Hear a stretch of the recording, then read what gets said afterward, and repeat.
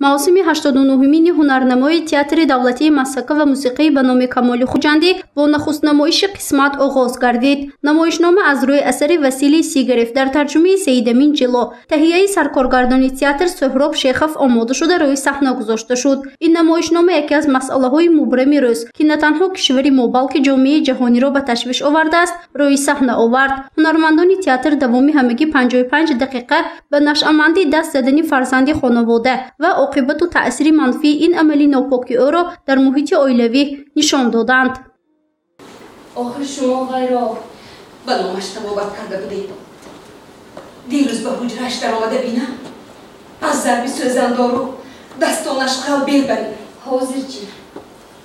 ҳозир сари занҷирашро кандагӣ саҳар мераваду нисфи шаб бармегардад. дар намоишномаи қисмат ҳамагӣ 8 нафар ҳунармандон нақш офариданд. қиссаи намоишнома чунин аст. баъди ба нашъамандӣ даст задани фарзанд падар ӯро аз хона пеш мекунаду модараш кӯшиши ба табобат фаро гирифтани писар мешавад. бо вуҷуди харҷ кардани маблағҳои зиёд ва қарздор шудани модар аз чанд нафар хешу табор фарзандаш сиҳат намегардад. тамоми лавозимоти хонаро фурӯхта ба писар харҷ мекунад. ба ҷуз ин фарзандашон ҳам барои анҷом додани ин амали нопокаш аз чанд нафар одамон қарз мегирад ки дар охир ин амали ӯ боиси маъюб шудани падараш гардид. даст нарасон гуфтан мекушам. ой рафиқонанда шумо аз ман светофор мекушам. аз хона биёд.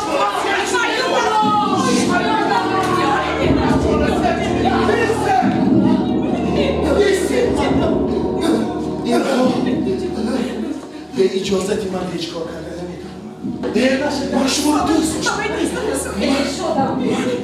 من شما رو بخوام بسه میگیرم. منیده فرشی ملایم رو نمیخوام.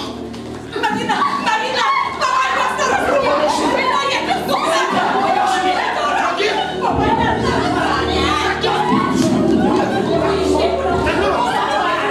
баъди рабудани арёзшавандаи ин фарзанди нашъаманд аз ҷониби одамони бад ҳоли падараш вазнин шуд. бар замми ин модар ба ин ҳоли хонавода шавҳарашро гунаҳкор мекард. баъди ин қадар ҳодисаҳо фарзанд ба хона баргашт, аммо дер шуда буд, зеро аз ғаму ғуссаи зиёд модар низ маъюб гашту падараш аз олам гузашт.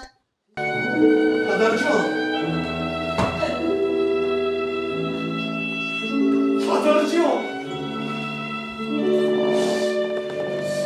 Падарҷон!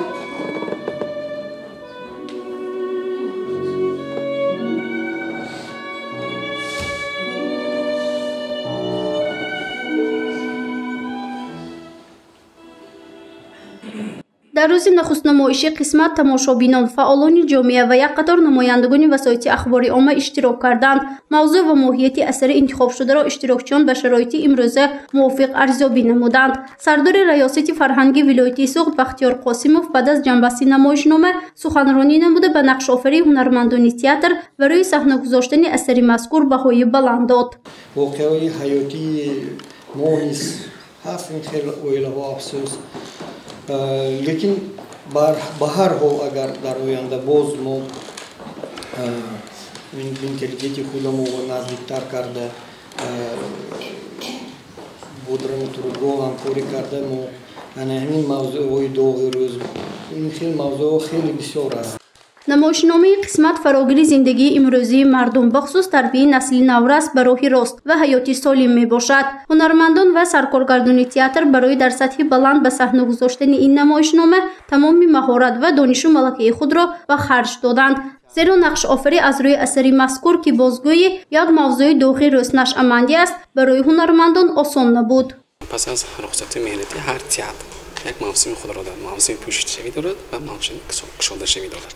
имрӯз бошад агар мавсими 89 театр барои тамошобин дари худро боз кард ва барои мухлисон бештар хони ҳастам ки ҳамеша бо театр бошанд, зеро ки театр ин як боргоҳи ҳунар аст ки зиндагӣ меомӯзонад барои шахсият. худ саҳна оинаи зиндагӣ аст, театр оинаи зиндагӣ аст ки барои тамошобинон як зиндагии наве меомӯзад.